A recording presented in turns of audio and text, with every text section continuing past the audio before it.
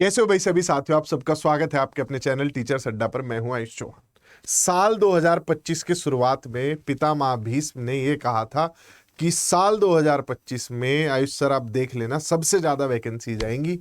तो भाई उनकी बात गलत हो नहीं सकती। पितामह भीष्म कौन? सनी सर। अब उनकी बात वो आज मुझे रिलेट हो रही है कि अभी एलटी ग्रेड को लेके एक शॉर्ट नोटिस आ गया था कि 28 तारीख से फॉर्म भरे जा रहे हैं। इसी के साथ टीजीटी पीजीटी में एक राज्य ने और आगे बढ़कर छक्का मार दिया है। लगभग 10,000 पदों पर टीजीटी और पीजीटी की वैकेंसीज आ गई हैं। बहुत सारे सब्जेक्ट्स में जो वैकेंसीज है वो आप लोगों को देखने को मिल जाएंगी। मतलब कोई सब्जेक्ट बचेगा नहीं। और कुछ चीजों में तो अर्हता इतनी आसान है कि हर कोई भर सकता है। तो आगे बढ़ने से पहले मैं आपको बता दूं, लगभग 6,500 पद जो हैं वो आए हैं आपके टीजीटी के, जिन्हें आप बीएड प्लस ग्रेजुएशन के साथ भर सकते हैं। इसके अलावा जो 3,000 पद हैं इन्हें आप बीएड प्लस पोस्ट ग्रेजुएशन के साथ भर सकते हो। तो कोई भी ऐसा सब्जेक्ट या ऐसा सब्जेक्ट कॉम्बिनेशन बचेगा नहीं जिसमें आप फॉर्म फिल नहीं कर पाओगे। ना इसमें टेट चाहिए, ना सीटेट चाहिए, कुछ नहीं चाहिए। ठीक, क्योंकि इस स्तर पर टेट राज्य में भी नहीं हो रहा है और सीटेट केंद्र स्तर पर भी नहीं हो रहा है। तो टेट को लेके परेशान मत होना। अब एक एक करके आपको इन वैकेंसीज के बारे में बता देते हैं। जो टीजीटी लेवल की वैकेंसी आई है, और वैकेंसी कहाँ आई है ये भी मैं आप लोगों को बता दूं। आरपीएससी करवा रहा है ना, राजस्थान आरपीएससी लोक सेवा आयोग। हिंदी, अंग्रेजी, संस्कृत, गणित, विज्ञान, सामाजिक विज्ञान, उर्दू, पंजाबी, सिंधी, गुजराती, इनमें वैकेंसीज आई हैं। लगभग 10 सब्जेक्ट हो गए। 2 वैकेंसीज हैं अनुसूचित और गैर अनुसूचित। ये वाली जो वैकेंसीज है इसमें सिर्फ वही भर पाएगा जो ट्राइबल एरिया से बिलोंग करता है। इन वाली वैकेंसीज में कोई भी फॉर्म भर सकता है, यानी कि सामान्य वर्ग की वैकेंसीज ये हैं, ट्राइबल की ये है। आगे बढ़ते हैं। सबसे बच्चों के मन में जो सबसे बड़ा सवाल आता है वो ये आता है कि मास्टर जी बाहर वालों का क्या होगा? भाई होगा थोड़ा गलत, लेकिन पूरा गलत भी नहीं होगा। जितने भी ऐसे अभ्यर्थी हैं जो बाहर के राज्यों से आते हैं वो सामान्य वर्ग में आवेदन कर पाएंगे। आप चाहे एससी हो, एसटी हो, ओबीसी हो, आपको जनरल कैटेगरी में काउंट किया जाएगा। इसके अलावा अगला पॉइंट, सब्जेक्ट कॉम्बिनेशन। मैंने इतना आसान सब्जेक्ट कॉम्बिनेशन नहीं देखा है। सामाजिक विज्ञान के बच्चों को मैं बहुत परेशान होते हुए देखता हूं। देखो कितना आसान तरीके से इसमें कहा गया है, विद एटलीस्ट 2, कि कम से कम 2 सब्जेक्ट आपने पढ़े हो। वो वाला चक्कर ही नहीं कि पहले हिस्ट्री आई हो, फिर ज्योग्राफी आई हो, फिर दोनों साथ में आए हो, फिर अलग हो गए हो। वो सब कहानी नहीं है, बहुत आसान है। Geography, history, economics, political science, sociology, public administration, philosophy, इनमें से आपने कोई भी 2 पढ़े हो। हिस्ट्री, ज्योग्राफी चाहे आपने ना भी पढ़े हो, बहुत सारे बच्चों को इससे मौका मिल जाएगा। इसी के साथ साइंस को भी अगर आप देखोगे तो उसकी भी एलिजिबिलिटी बहुत आसान है। बाकी सब सब्जेक्ट्स में तो कोई चक्कर ही नहीं है, सिर्फ इतना लिखा हुआ है कि वो सब्जेक्ट आपने ग्रेजुएशन लेवल पे पढ़ा हो, इसके साथ साथ आपने बीएड किया हो। हालांकि यहां पर डिग्री और डिप्लोमा दोनों लिखा हुआ है, लेकिन ये एनसीटीई की गाइडलाइन के विरुद्ध है। मतलब लिखा हुआ है, भर दो आप, नौकरी भी लग जाए, मैं कुछ नहीं कह सकता उसमें, लेकिन एनसीटीई की गाइडलाइन कहती है टीजीटी और पीजीटी लेवल पे आपने डिग्री की हुई हो, डिप्लोमा नहीं चलता। आगे बढ़ लो भाई अब। और इसी के साथ चलते हैं उन बच्चों के लिए जो कहते हैं मास्टर जी क्या अपीयरिंग वाले भर पाएंगे? भर पाएंगे।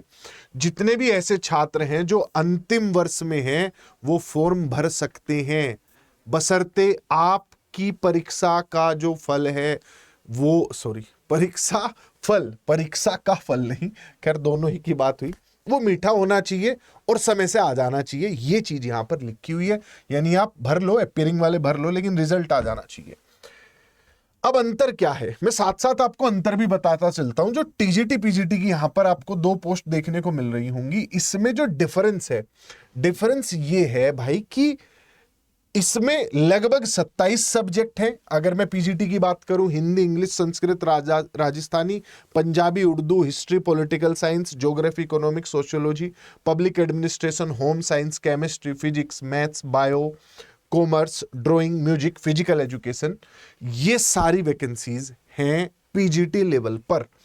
इसमें बीएड प्लस पोस्ट ग्रेजुएशन चाहिए, और कोई नियम में अंतर नहीं है कि कौन भर सकता है। किसी भी राज्य का व्यक्ति भर सकता है, कहीं से भी भर सकता है, बस आप बशर्ते काउंट जो किए जाएंगे वो जनरल में किए जाएंगे।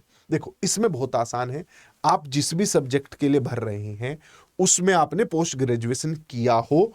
कुछ सब्जेक्ट्स में क्या है, जैसे अगर मैं बात करूं साइंस के लिए, तो साइंस में क्या है, इन्होंने लिख दिया है कि बोटनी और जूलॉजी जो है वो भी चल जाएगा अगर आपने ग्रेजुएशन लेवल पे पढ़ा हुआ है। जैसे देखो क्या ये सारे नियम हैं, ये आप यहां देख लेना। 1 से 12 तक के लिए क्या है, 14 से 16 तक के लिए क्या नियम है, जो पोस्ट वाइज सब्जेक्ट दिए हुए हैं उसके बेसिस पे आप जाके नियम एक बार देख लेना। हर सब्जेक्ट के लिए कुछ कुछ थोड़ा थोड़ा अलग है। अगला पॉइंट, ये पीडीएफ नीचे डिस्क्रिप्शन में गूगल फॉर्म भरोगे उससे आप तक पहुंच जाएगी, ठीक है। इसका रास्ता भी बना दिया ताकि आप डाउनलोड कर सको, लिंक नीचे लगा देंगे। उम्र वहां 18 से 40 है, यहाँ 21 से 40 है, मतलब मिनिमम एज दोनों जगह अलग अलग है लेकिन मैक्सिमम एज सेम है, 40 वर्ष है। इसमें छूट मिलती है, अलग अलग कैटेगरी के लिए अलग अलग छूट है कि भाई आप इस कैटेगरी से है तो 5 साल, इस कैटेगरी से है तो 10 साल। ये छूट की बात हुई। बात कर लेते हैं रीट वगैरह, सीटेट वगैरह कुछ नहीं चाहिए, वो मैं पहले भी पॉइंट क्लियर कर चुका हूं।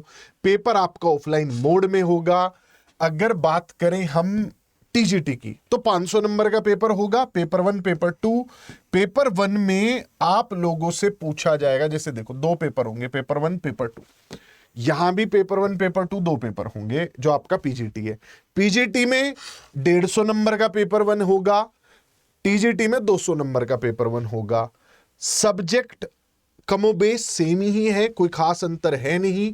जनरल पेपर में आपसे सारे सब्जेक्ट्स पूछे जाएंगे जिसमें आपसे राजस्थान की जीके, ज्योग्राफी, राजस्थान की मतलब राजस्थान की पृष्ठभूमि को ध्यान में रखते हुए जीएस के सारे सब्जेक्ट्स पूछे जाएंगे।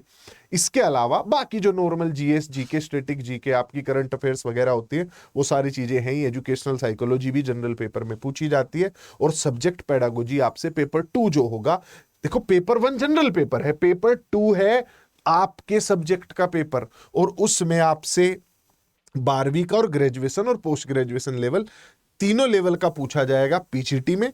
अगर मैं बात करूं टीजीटी में, तो टीजीटी में आपसे, हाँ ये आ जाओ, टीजीटी में आपसे 10वीं, 12वीं और ग्रेजुएशन लेवल का पूछा जाएगा। 3 लेवल का पूछेंगे। पीजीटी में 12वीं, ग्रेजुएशन, पोस्ट ग्रेजुएशन। टीजीटी में 10वीं, 12वीं और ग्रेजुएशन पूछा जाएगा। प्रीवियस ईयर पेपर देख के आपको बढ़िया आइडिया लग जाएगा कि क्या है कैसे है। तो पेपर 1 पेपर 2 2 भाग में होगा। पेपर 1 जनरल है, पेपर 2 सब्जेक्ट का है। ये चीज आपके समझ आ गई होगी। अगला जो पॉइंट आपके मन में आ रहा होगा वो ये होगा, सर पेपर है कैसा, ओएमआर बेस्ड है भाई। सर नेगेटिव मार्किंग होगी क्या? हाँ भाई नेगेटिव मार्किंग होगी, और 1/3 की नेगेटिव मार्किंग है। ये देखो नेगेटिव मार्किंग है 1/3 की। क्लियर?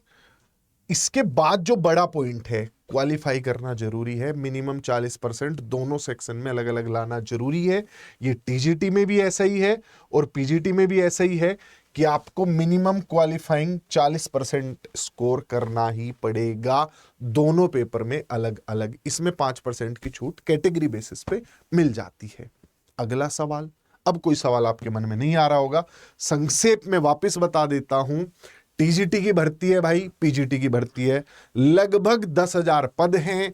बीएड प्लस ग्रेजुएशन वाला टीजीटी भर दो, बीएड प्लस पोस्ट ग्रेजुएशन वाला पीजीटी भर दो।